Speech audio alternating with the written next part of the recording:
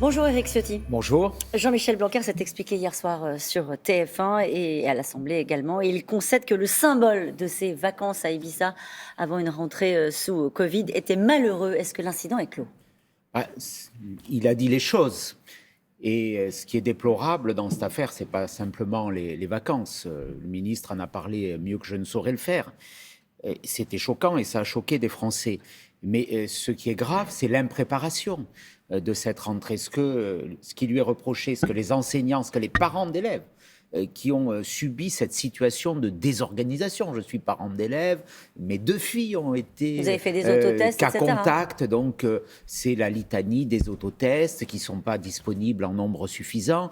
Pour des familles, des millions de familles, ça a été un parcours Ça a été, totalement c'est toujours. dans l'improvisation totale. Et c'est ça que je reproche au ministre de l'Éducation. Il a le droit à prendre en fin d'année sans doute quelques jours de vacances, mais pas dans une période aussi grave et pas de la façon dont il a annoncé le protocole sanitaire, qui est d'ailleurs très défaillant, la veille au soir, alors que c'était même pas accessible gratuitement pour les parents de ce qu'il fallait faire. 464 769 cas en 24 heures, avec une désorganisation de certains services. On l'a vu tout à l'heure dans le journal, notamment des Bien services sûr. de cantine à l'école. Est-ce qu'on est arrivé au bout, Éric Ciotti, de la logique de test face au variant Omicron?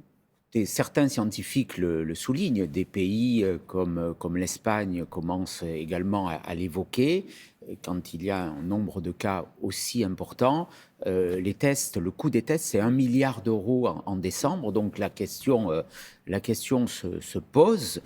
Ce qu'il faut aujourd'hui, c'est des protocoles sanitaires, notamment à l'école, beaucoup plus simples. Plus simple, ça veut dire moins de tests. Ça veut dire aussi des procédures, des tests, des capteurs de CO2 dans les classes, tout ce qui n'a pas été finalement anticipé. C'est un peu la gestion de cette crise. Il y a toujours un temps de retard et qui est malheureusement à déplorer. J'ai été rapporteur de la commission d'enquête du début de cette crise. Et c'est ce qu'on a malheureusement dénoncé sans que le gouvernement en tire vraiment les conséquences. Alors, le président de la République, il va s'exprimer aujourd'hui au Parlement européen de Strasbourg pour la présidence du Conseil de l'Union européenne. Valérie Pécresse est une candidate pro-européenne. Voilà encore un sujet sur lequel on va lui dire qu'elle peut faire du Macron. Je ne crois pas. Non ? Je ne crois pas parce que quel aura été le bilan européen d'Emmanuel Macron? D'abord, aujourd'hui, le discours qu'il va prononcer, d'ailleurs, tous vos confrères le soulignent, c'est un discours de candidat, plus qu'un discours de président. Et c'est ce qui va obérer, d'ailleurs, cette présidence, qui va lui altérer sa crédibilité, parce que on voit bien qu'il est dans une démarche électorale. Je rappellerai que l'Allemagne, il y a quelques années, dans la même situation, avait décalé la présidence de l'Union pour donner de la force. Il a joué la campagne plutôt que l'intérêt national. Il veut se servir de l'Europe comme un tremplin ? C'est un marchepied. C'est un marchepied pour un discours électoral. Emmanuel Macron, au fond de lui-même, il est partisan d'une Europe fédéraliste. Avec Valérie Pécresse, nous sommes européens, mais nous sommes pour une Europe où les nations ne soient pas effacées. C'est le symbole du drapeau. On a reproché à Valérie Pécresse sa prise de position, mais elle était très claire. C'est à la fois sous l'Arc de Triomphe, et ça veut tout dire. C'est pas effacer le drapeau français. Ça veut dire quoi concrètement, en fait? Ça veut dire quoi concrètement? Une France forte, dans une Europe qui nous permet d'avancer. Mais ce n'est pas une Europe qui efface les nations. Ce n'est pas une Europe sans racines, sans âme, sans frontières aussi. Voilà, pourquoi vous dites ça sur Emmanuel Macron? Parce que c'est sa philosophie, c'est une vision supranationale qui est en permanence. C'est le président qui dénie à la France l'existence d'une culture, qui veut déconstruire notre histoire. On voit bien qu'il y a cette tentation permanente. Eh bien, nous sommes européens, mais la France, c'est notre priorité, c'est notre berceau, c'est notre ligne de conduite. Marine Le Pen, c'est plus simple, elle dit « Mon projet, c'est l'antithèse de celui d'Emmanuel Macron ». Elle défend une alliance européenne des nations. Sur ce sujet, c'est elle l'opposante. Je ne crois pas. Là aussi, on est dans la ligne qui est celle du concret, de la réalité.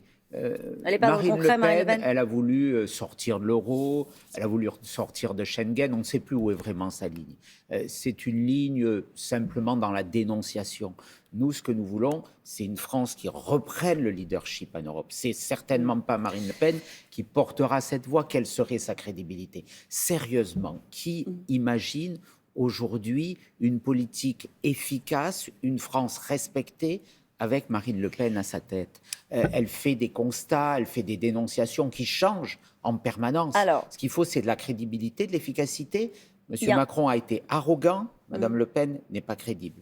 il y a un sujet qui va se poser peut-être aux Européens dans quelques semaines, peut-être même dans quelques jours, parce que la pression monte de manière inquiétante à la frontière ukrainienne. Washington alerte sur une attaque russe possible à tout moment. C'est ce que dit la diplomatie américaine. Que devrait faire l'Europe si les Russes passaient à l'offensive? En tout cas, je crois qu'il faut éviter que les Russes passent à l'offensive. Et pour cela, il faut avoir un dialogue avec eux. Aujourd'hui, nous sommes exclus de ce dialogue.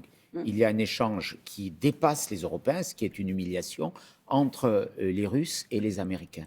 La politique d'isolement de la Russie qu'a conduite François Hollande et Emmanuel Macron, puisque finalement c'est la même politique, fut une erreur tragique. Donc, ça, c'est vous qui le dites ou c'est aussi Valérie Pécresse? En tout cas, moi je le dis, et ce que nous disons, nous ne pouvons pas écarter des discussions. Alors il faut éviter, avant d'en tirer les conséquences, il faut éviter cette perspective et ne plus isoler la Russie. Il y a un sujet que vous défendez depuis des mois, Éric Ciotti, c'est la question de la fiscalité sur les successions. Valérie Pécresse a dit hier soir dans cette émission sur BFM TV qu'elle y réfléchissait. Visiblement, elle n'a pas arrêté sa position sur la fiscalité de la transmission, de l'héritage.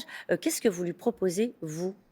La mesure que j'ai portée lors du Congrès des Républicains, et qui était sans doute la mesure de mon programme la plus forte, est une mesure de rupture, la fin de l'impôt sur la mort. L'impôt sur les successions ou les donations. C'est un impôt qui pénalise des familles entières qui, toute leur vie, ont été accablées d'impôts. Et lorsqu'il y a malheureusement cet instant où l'on quitte cette terre, eh bien, les enfants, les petits-enfants doivent acquitter un impôt très lourd, qui est le plus lourd du monde, juste après la Corée et le Japon. Mais ça veut dire que cette proposition-là, elle ne l'a pas encore reprise? Nous y travaillons Vous fortement. essayez d'être convaincant? Bien sûr, et je crois pouvoir dire qu'on va y parvenir. En tout cas, il faut alléger. Et Valérie Pécresse l'a dit hier soir, mais c'est une proposition à laquelle je crois parce qu'elle est symbole de plus de justice pour les familles et elle incarne aussi ce que je crois profondément, la transmission. Vous dites justice, la part de la fortune héritée dans le patrimoine total représente 60% contre 35% dans les années 70 selon le Conseil d'analyse économique qui constate du coup un renforcement des inégalités patrimoniales. C'est ça aussi le sujet. Ce qu'il faut dire, c'est que dans les années 60, les impôts étaient beaucoup moins lourds aussi. On a le taux de prélèvement obligatoire parmi les plus élevés au monde. La France est championne du monde des impôts, donc on ne peut pas avoir les impôts les plus lourds toute la vie. Et quand on quitte cette terre, l'impôt sur la mort le plus lourd aussi. Les deux conjugués, c'est pas possible. Valérie Pécresse, hier soir toujours, a évoqué la défiscalisation des heures sup. L'idée aussi de convertir les RTT en salaire sans limite. Elle a repris cette phrase. Mesure importante de pouvoir d'achat. Mesure importante de pouvoir d'achat, dites-vous. Elle a repris cette phrase, travailler plus pour gagner plus. Après le Karcher, elle refait la campagne de Nicolas Sarkozy, Valérie Pécresse. Elle a porté des propositions innovantes hier soir. D'abord, elle a été très courageuse. Je crois très courageuse, notamment dans son interpellation à Jean-Jacques Bourdin. Elle a eu de la force, elle a dit les choses, elle a répondu aux Français avec courage aussi lorsqu'elle avait des oppositions. Elle n'est pas tombée dans la démagogie macronienne qui s'adapte à la personnalité qui est en face du président de la République candidat. Monsieur Macron dit à ceux qu'il a en face ce qu'ils veulent entendre. On a vu hier soir une femme d'État qui avait du courage, qui avait de la force, qui avait un programme. Donc, elle ne... Voilà. Elle fait un peu la campagne de Nicolas Sarkozy. On ne balaie pas le passé, mais Nicolas Sarkozy, ça a été un grand président de la République. J'ai personnellement de l'admiration pour lui. Et ce chemin, travailler plus pour gagner plus, qui ne souhaiterait pas le suivre à droite? Bien sûr que ça reste une référence après. Il y a des nouveautés extrêmement importantes et on va les établir dans cette campagne. Mais en tout cas, hier soir, Valérie Pécresse m'a convaincu qu'elle allait gagner cette élection. Vous aviez des doutes, Éric Ciotti? Elle a du courage. Ah, on est dans une situation qui n'est pas forcément, on vient de loin, vous savez, la droite républicaine. On a fait l'unité et aujourd'hui, on avance vers la victoire. J'en suis de plus en plus convaincu. Merci beaucoup Merci. d'avoir été mon invité ce matin. C'est à vous, Thomas. Merci.